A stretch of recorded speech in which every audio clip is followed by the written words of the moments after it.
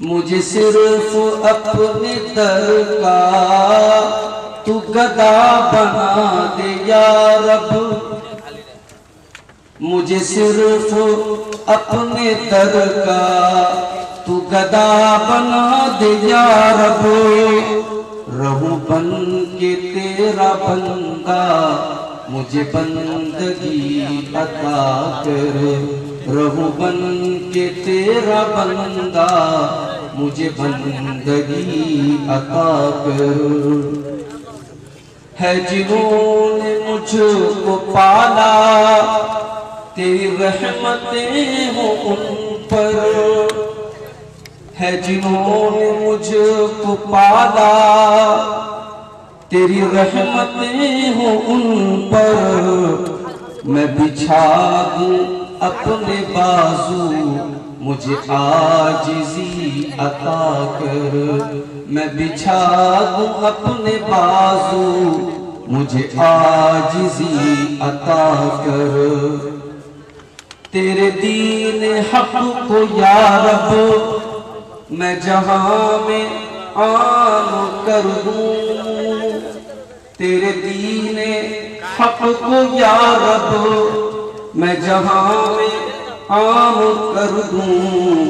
तेरा दीन कर दूं गालिब मुझे सरवरी अता कर।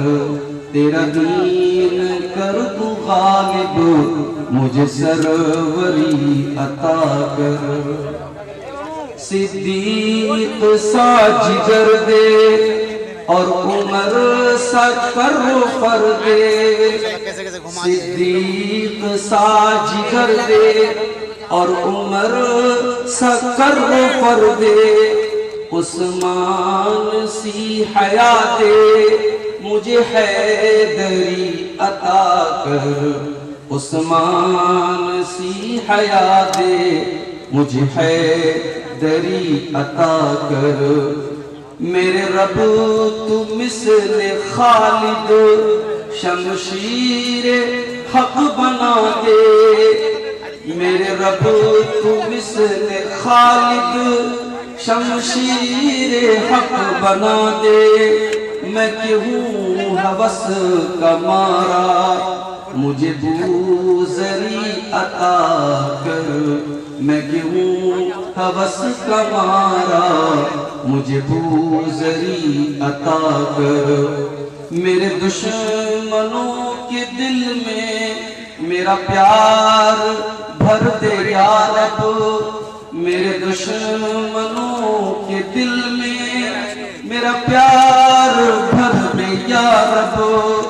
मैं सभी के काम आऊं मुझे वो खुशी अता कर। मैं सभी के काम आऊं मुझे वो खुशी अता कर। जो दुखों के इस जहां में एक आस हो खुशी की। जो दुखों के इस जहां में एक आस हो खुशी की। मैं वही लिखूं कलम से मुझे शायरी अता कर। मैं वही लिखूं कलम से मुझे शायरी अता कर। मैं हूँ जुल्मतों का मारा मुझे रोशनी अता कर। मैं कतील हिर्स से दुनिया मुझे जिंदगी अता कर।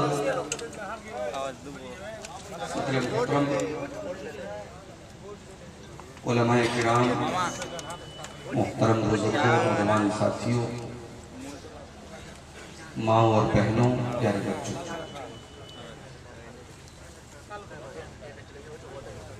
फजीलतुल शेख सैयद बेराए रब्बानी हफ़िज़हुल्लाह का खिताब अभी आपने समाअत फरमाया। मैं शेख की पूरी तकरीर तो नहीं समाअत कर सका, थोड़ी बहुत जो आवाज़ मेरे कानों तक पहुंच रही थी उससे ये अंदाज़ा हुआ कि शेर हमारे मुआशरे के सुलगते मसाइल पर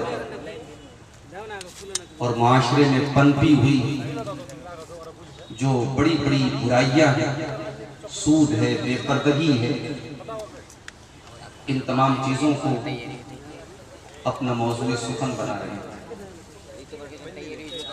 अल्लाह से दुआ है रब्बुल आलमीन शेख मोहतरम की बातों पर हम सबको अमल करने की तौफीक अता फरमाए। बड़ा खूबसूरत मजमा है। ऐसा लग नहीं रहा है कि रात के तकरीबन 1:30 बज रहे हैं। बड़े सुकून से अब तक आपने प्रोग्राम को समाप्त किया है और मुझे उम्मीद है कि मेरी तकरीर भी आप सुकून से सुनेंगे और सिर्फ सुनेंगे नहीं, इंशाअल्लाह अमल करने की भी कोशिश करेंगे। अल्लाह ताला हम सबको कहने सुनने से ज्यादा अमल करने की तौफीक अता फरमाए। मुझसे जलसे के मुंतज़मीन ने पूछा था कि शेख आज आपका मौजू क्या है। मेरे ज़हन में एक बात आई कि आज मैं कुरान मजीद की सबसे छोटी सूरतों में से एक सूरत जो तकरीबन हम सबको याद है, बच्चे बच्चे को याद है और हम सब नमाज में पढ़ते हैं, उस सूरत करीमा को थोड़ा सा आपके सामने समझाएं। और आपको अंदाजा भी हो गया होगा, मैंने खुतबे मसूना के बाद वो सूरत करीमा पढ़ी। ये कुरान की 114 सूरतों में 103 नंबर की सूरत और इस सूरत के अंदर 3 आयतें हैं और तकरीबन 14 अल्फाज हैं, 14 कलिमात हैं इस सूरत। इससे पहले कि मैं इस सूरत का मतलब आपको समझाऊं, इसकी तफसीर पर कुछ रोशनी डालूं, इस सूरत करीमा की अहमियत क्या है, इसका इंपॉर्टेंस क्या है, इसका महत्व क्या है, हम क्यों इस सूरत करीमा के ऊपर आज बात कर रहे हैं, क्या खास बात है। इमाम शाफई रहमतुल्लाह अलैह जो हमारी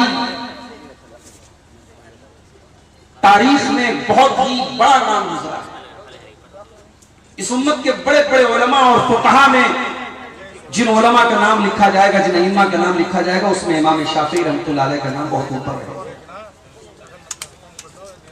इमाम शाफई रहमतुल्लाह अलैह इस सूरत करीमा के बारे में, सूरह अस्र के बारे में कहते हैं,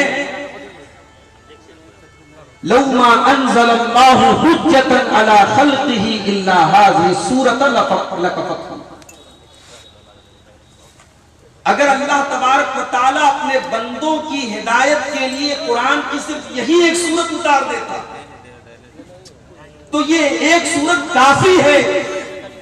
अगर इस एक सूरत को इंसान समझ ले, इस पर अमल कर ले, तो इंसान की हिदायत के लिए ये एक सूरत काफी है। ये किसका कौल है? इमाम शाफी।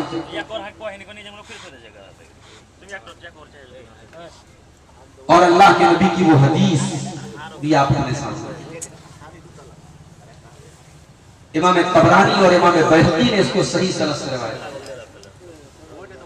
कि अल्लाह के नबी सल्लल्लाहु अलैहि वसल्लम के सहाबा जब एक दूसरे से मुलाकात करते थे, एक दूसरे से मिलते थे, तो एक दूसरे को खैर खैरियत के बाद जब जुदा होने लगते थे, जब रुखसत होने लगते थे, तो सलाम करने से पहले और जुदा होने से पहले वो एक दूसरे को सूरतुल अस्र पढ़ करके सुनाते थे।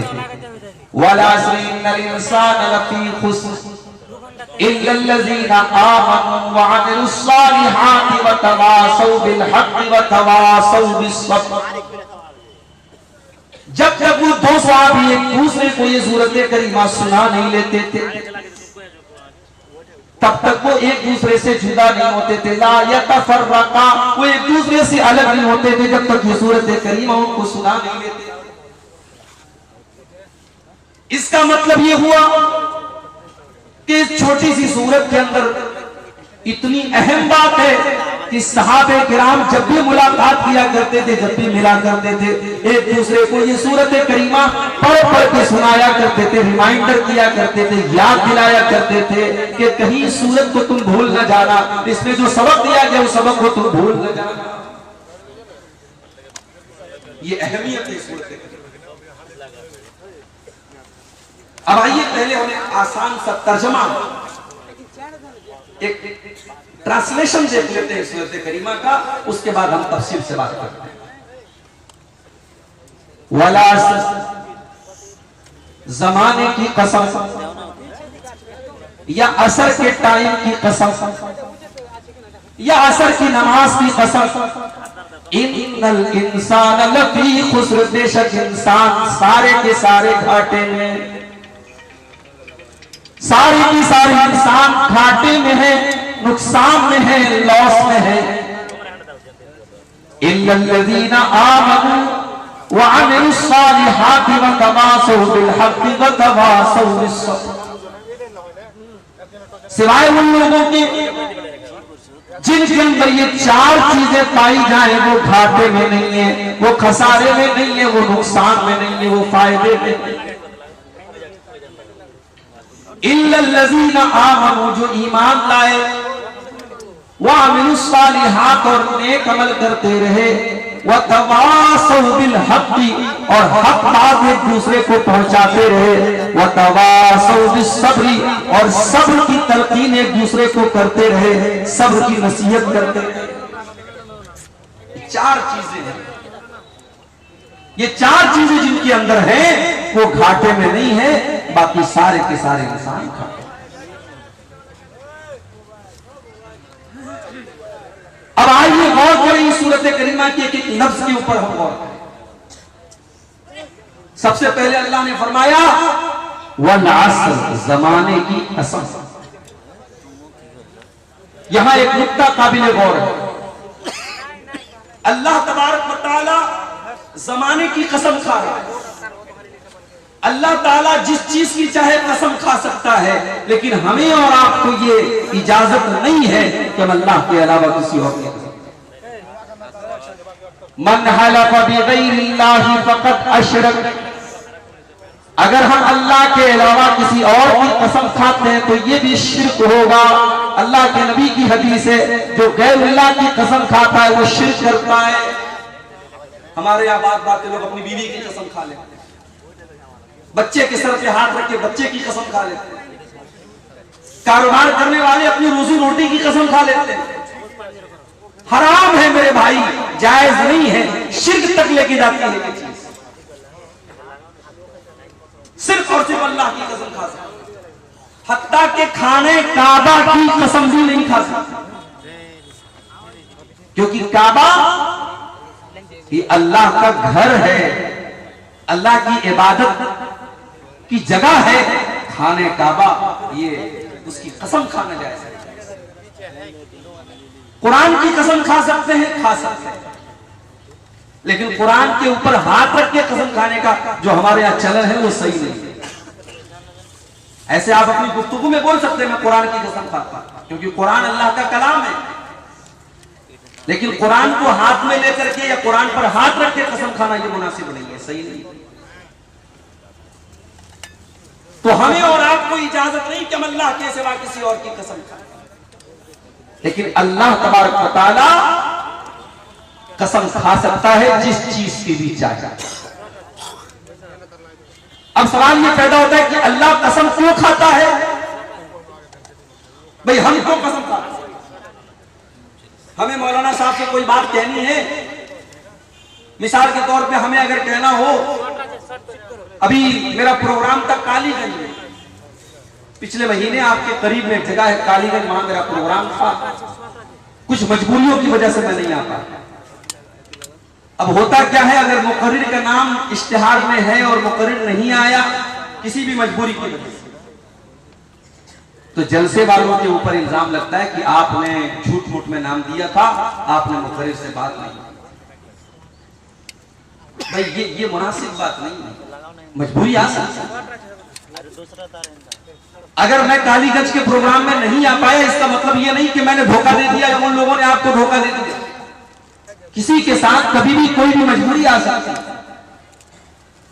लेकिन मुझे बात मालूम है कि लोग बड़े नाराज हैं, बड़े गुस्से में हैं।